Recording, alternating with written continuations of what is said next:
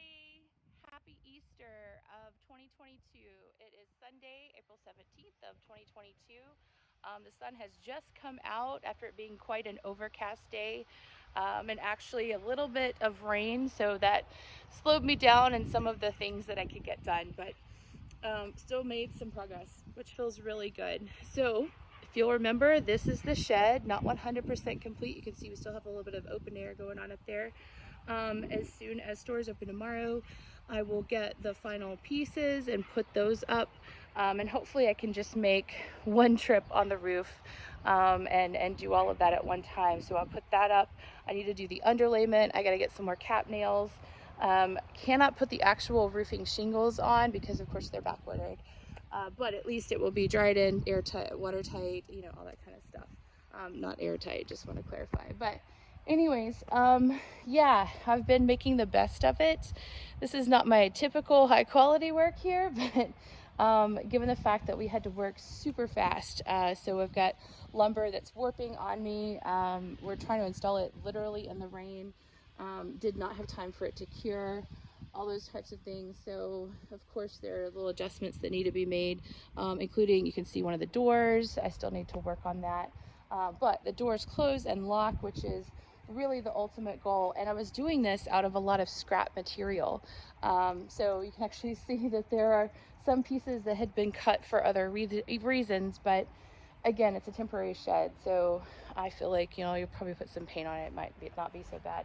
These are my scrap pieces, which I'm thinking I'll probably make some shelving and stuff with. So that's pretty good. I'm kind of proud of how useful that is. I'm currently debating how I want to do stairs slash a ramp.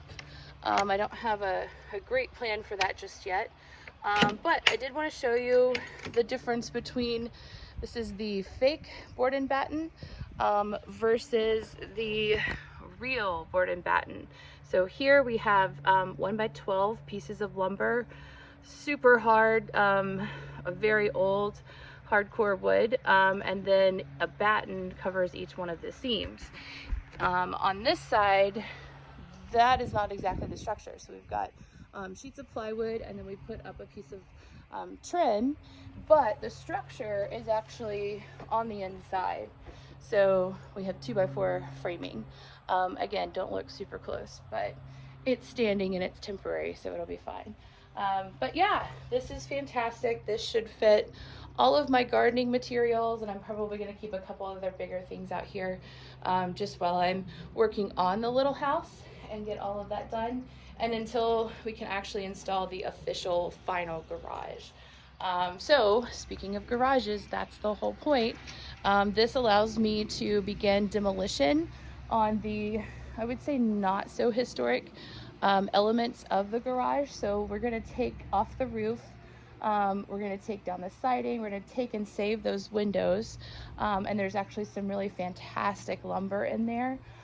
The unfortunate thing is that, and I went over this when we first got the house, the slab is not reinforced and it cracked in a lot of places, and it basically kind of spread out like pancake batter.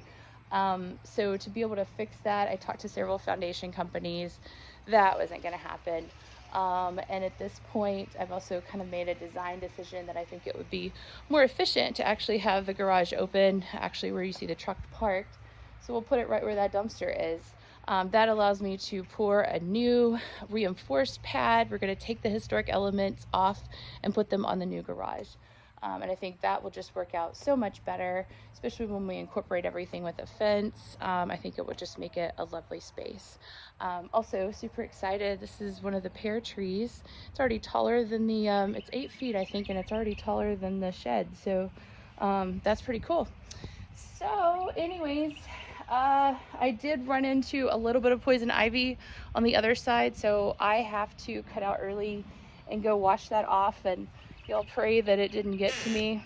I'm a little nervous about that, but anyways, it feels really good to be able to close these doors and lock things up, and hopefully we just quickly zip the roof on tomorrow and we are done with this, and I can move on to some really exciting stuff, which is working on saving the little house. So you guys take care, have a fantastic Easter if you celebrate, and we'll talk soon.